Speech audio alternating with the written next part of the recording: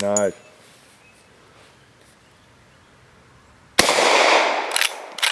Sweet.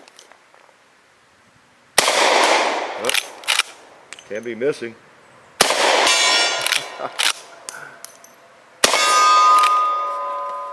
Pretty neat, pretty neat.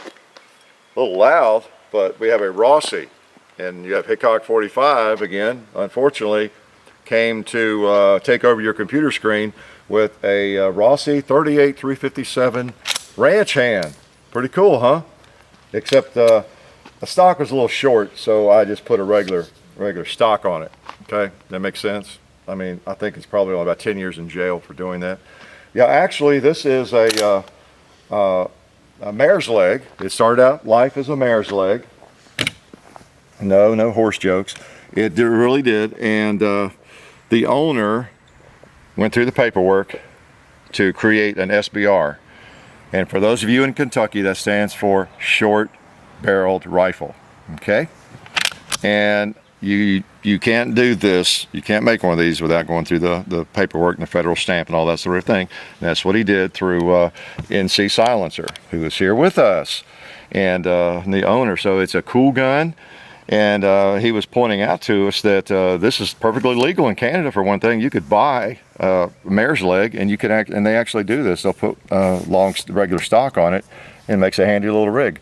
But in the States, you have to go through the paperwork. So that's what we have. This is classified as a short-barreled rifle. It's just like if you took an AR-15 and put a 12 or 14-inch barrel on it. That's what you've got here now, okay? When you buy a mare's leg, you're basically buying a pistol. You're buying a handgun, rather, okay? Just a handgun, just like buying any other handgun. So you cannot put a stock like this on a handgun without going through that. So that's when we've got the large loop lever on it, just like John Wayne. And if you got big, heavy gloves, it could be pretty handy, huh? So pretty neat. And of course, it's a Levergun based on the model 92 Winchester, you know, from the old days. Pretty cool, isn't it? Shoots either 357 or 38. You know, I like Leverguns, so I can't hate this. Kind of pretty neat. So now there's another side to this one. You notice I said it was a little bit loud. I think we can do something about that, because this one has a threaded barrel. Let's open the action, make sure we're definitely clear, which we are. Let's take this little gizmo off here. It's protecting those threads. And those among you who are just a little more savvy know what I'm about to do, don't you? I am going to thread something else on there. Yes, cigar holder, a can, a Silencer Co. 9 Osprey for a 9mm or 38, you know, basically same diameter. 9mm, 38, 357, all about the same. So we are going to put a silencer on this baby. My guess is most of you who bought mare's legs, you just you're out of the loop so far, you have not even put a suppressor on yours yet. That's just my guess. I might be wrong, but I bet you have not. But you just haven't gotten around to it, right? So now look what we have. We have an SBR with a suppressor on it. And how's that for a rig? You won't see one of these every day at your local gun shop or your shooting range, is my guess. Okay? So this rig required 2 different federal stamps, just to be clear again, in order to put that on there and in order to have the suppressor. So, pretty neat setup. Let's take a couple shots now with the new setup and see if it's as loud as it was the first time. Hold 6 rounds.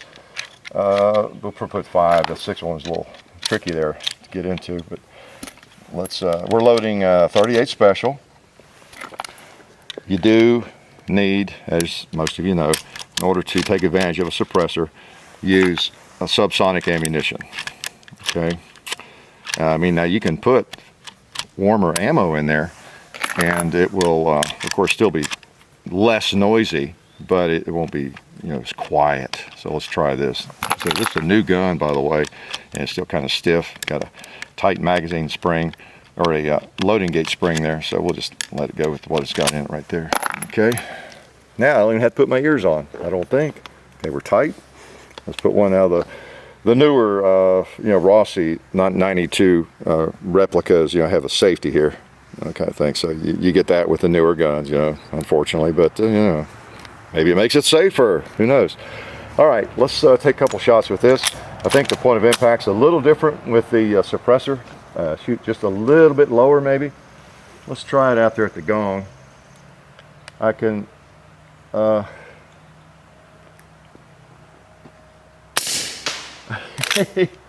think we lost our sights in the first round there. Oh, here it hit the wood.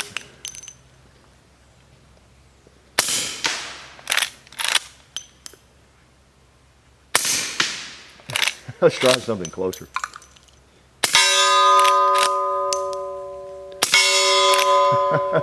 Pretty neat, huh?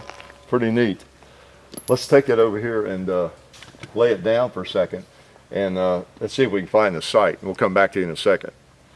Okay, we're back.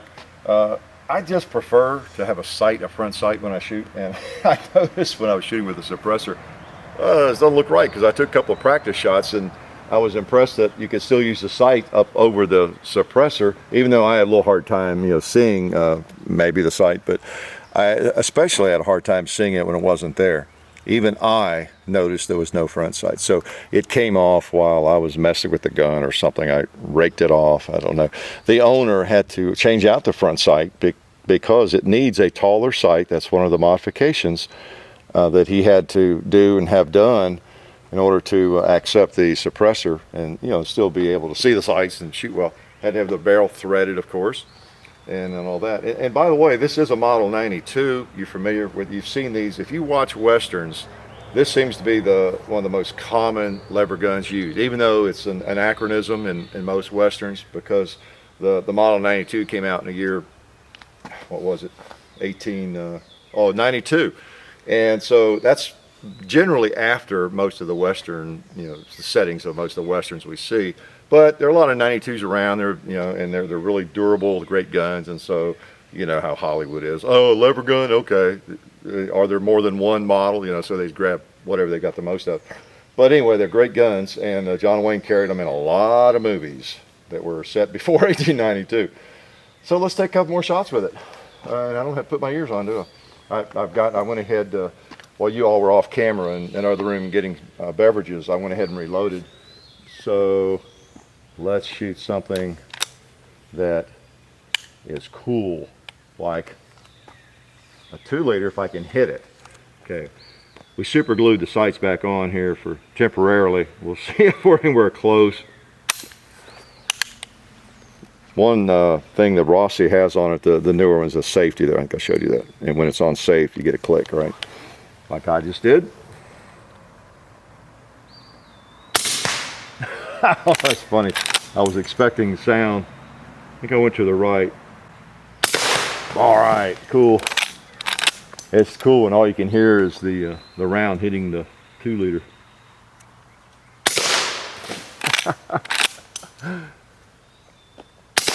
Oh man, suppressors are pretty neat, aren't they? Let's try that pot down there on top of that propane tank.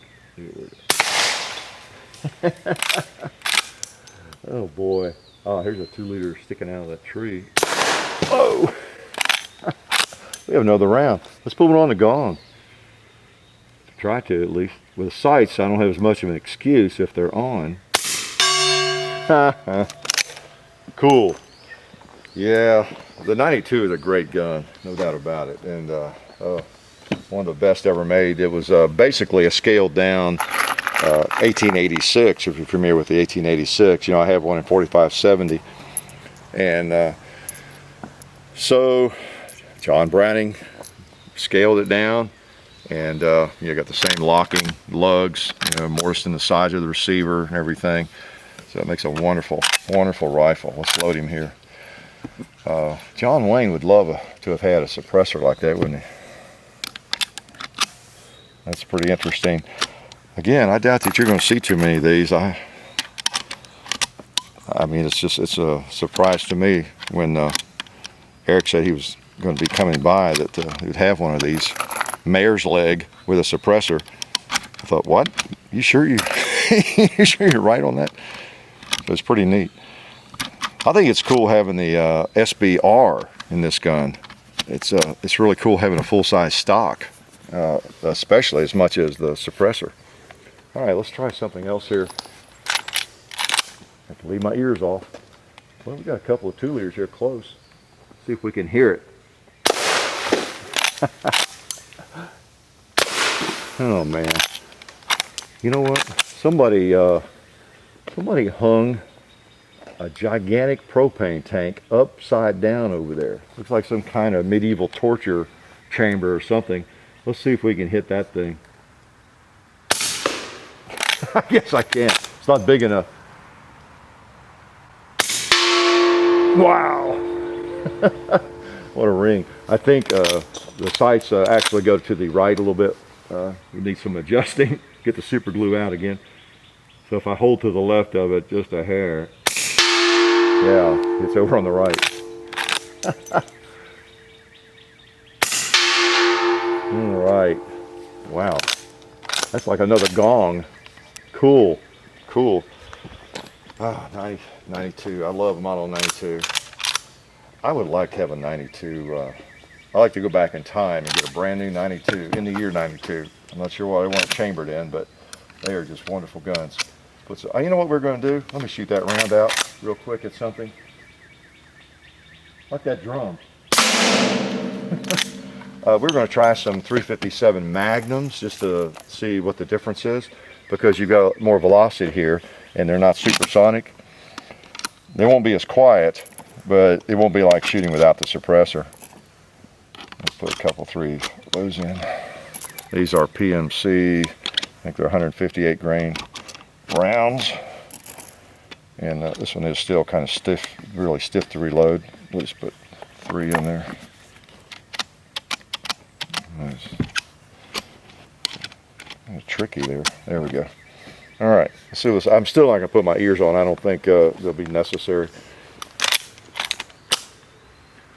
We'll have a different point of impact too. We'll try at the gong, or over there at the gong anyway. No, let's shoot the propane. Yeah. Yeah, that's louder. And that rocked it a little bit.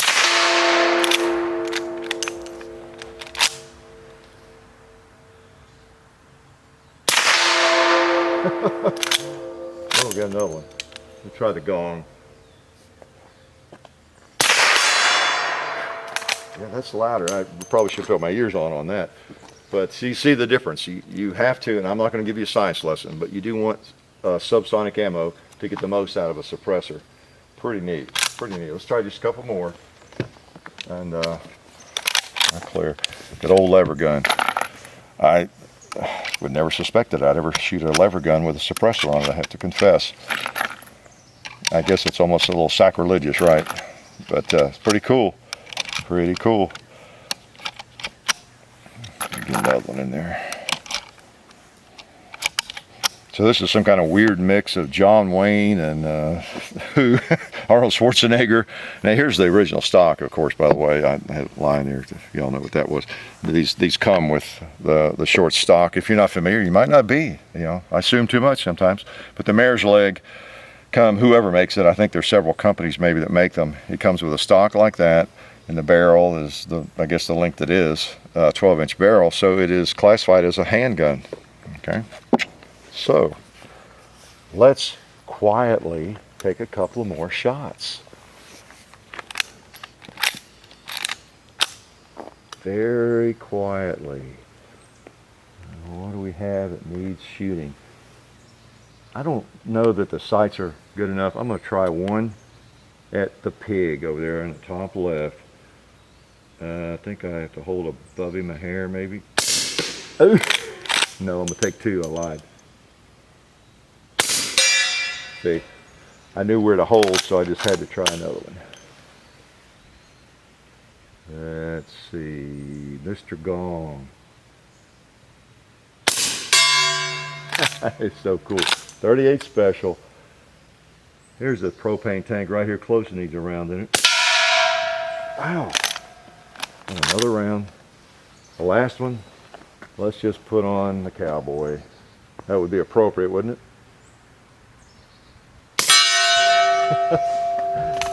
All right. Pretty cool. Yeah, pretty cool. I mean, this is quite a rig, I'd have to say. Short-barreled rifle, suppressed, lever gun. You know, you guys are out there wasting your money on AR-15 short-barreled rifles. What is wrong with you? You could have a lever gun with the same setup and a nice suppressor. So get in the game and you know, think a thought. Come on, there's other stuff out there. This is pretty cool. 38 Special 357 suppressed SBR. And that's what it is. Life is good.